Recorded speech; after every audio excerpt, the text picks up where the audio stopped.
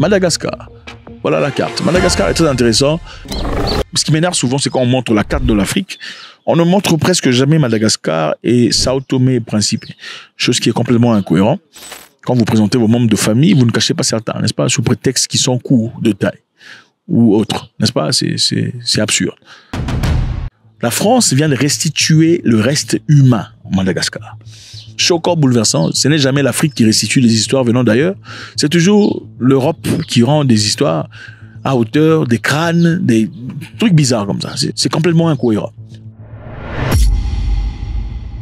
La France restitue les restes humains pilés à son ancienne colonie. Les crânes remis à Madagascar comprennent celui qui serait celui du roi décapité par les troupes françaises en 1897. Imaginez, vous partez dans une terre qui ne vous appartient pas. Loin, regardez la distance entre la France et Madagascar. Ils ont d'ailleurs pris les îles à part cela. Jusqu'à présent, ils ne veulent pas rentrer. Vous arrivez là-bas, vous décapitez le roi des gens. Pourquoi? Et puis vous parlez des gens qui sont sauvages. Qui sont vraiment sauvages? Ça me dépasse.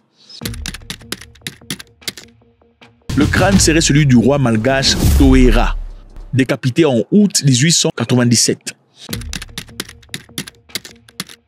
À la demande de Madagascar, nous restituons 3 crânes Sakalava, dont celui du présumé roi Toera.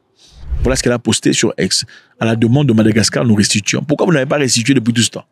C'est quoi ce fantasme de garder les parties du corps des gens? Je ne comprends pas cette histoire. Cette restitution des 3 crânes Sakalav, dont celui présumé du roi Toera, relevant des collections du Muséum national d'histoire naturelle, marque un événement historique entre la France et Madagascar. Cette cérémonie symbolise aussi l'achèvement d'un processus à la fois historique, scientifique, mémoriel entre nos 2 nations. Pourquoi il faut que Madagascar demande ça? Et ce n'est pas une nouveauté. Ce n'est pas une nouveauté. Parce que la France, jusque-là, le Musée national de l'histoire naturelle de France détiendrait plus de 23 000 crânes et parties de corps des gens venant d'Afrique dans ses collections amassées. Ça sert à quoi vous faites des collections, des parties de corps des gens? C'est quoi? Ça vous excite?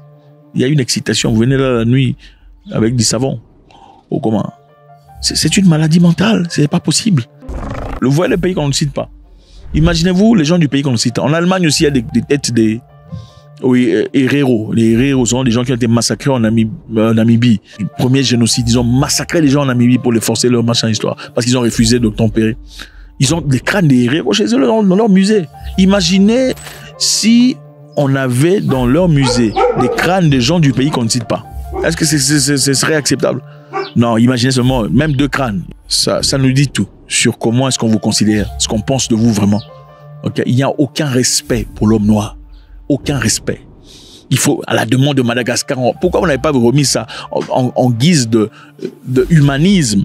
Monsieur Macron qui dit dans l'objectif de s'excuser, hein, de trouver un pardon auprès de Malagasy. Il va retourner les histoires. En 2020, il a décidé de retourner ces histoires. En 2020, Paris a restitué à l'Algérie des crânes de 24 combattants de la résistance, pris comme trophée de guerre. Okay? Après des années de pression de la part d'historiens algériens. Donc, il fallait que les Algériens mettent la pression pour que la France décide de rapatrier les 24 crânes d'Algériens. En Algérie, on a fait beaucoup d'histoires négatives. Vous savez, l'histoire de la France en Afrique et beaucoup d'endroits dans le monde n'est pas une histoire de fleurs. Pas du tout. Beaucoup de gens ont souffert. Beaucoup de gens ont péri. Beaucoup de gens ont été humiliés. Okay.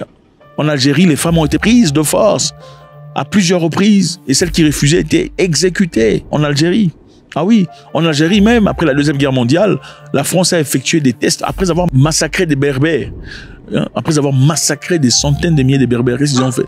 Ils ont conduit des tests nucléaires. Après la Deuxième Guerre mondiale, l'objectif c'était quoi? La France voulait aussi une bombe atomique. Les États-Unis d'Amérique et l'Angleterre n'étaient pas d'accord.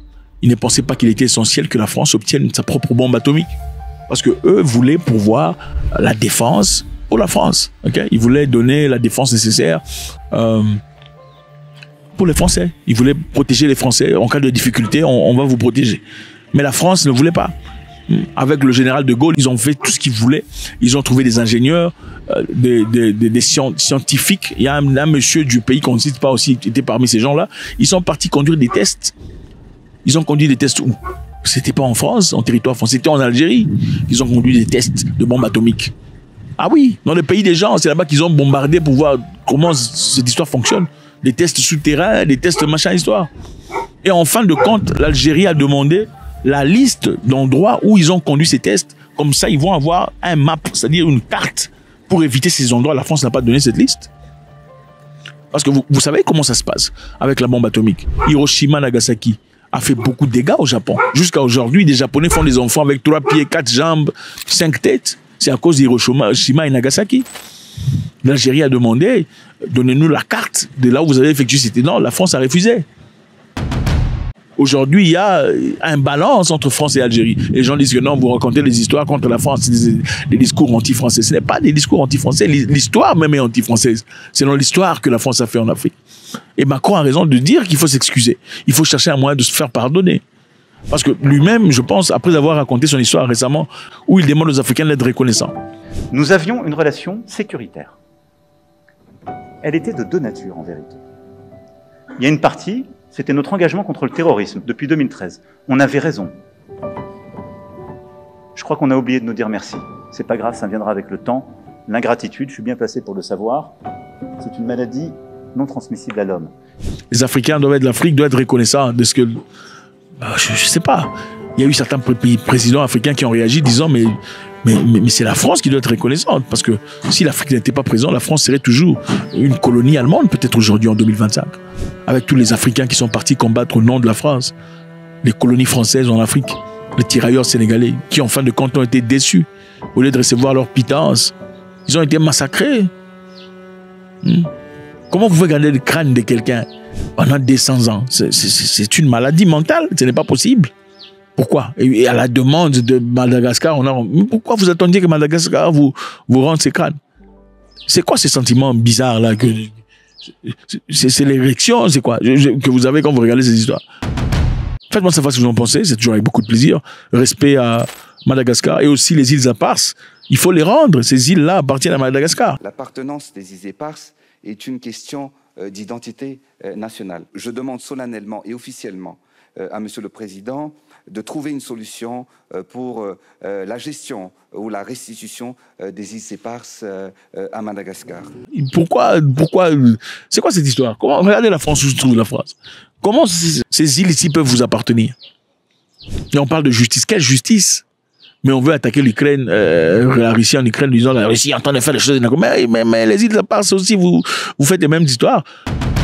Laissez un commentaire, c'est toujours beaucoup de plaisir. Je sais que vous êtes des gens très intelligents. L'objectif ici, c'est pas d'écouter Zach Mukasa. L'objectif, c'est de partager vos idées, vos pensées, votre connaissance avec tout le monde. God bless.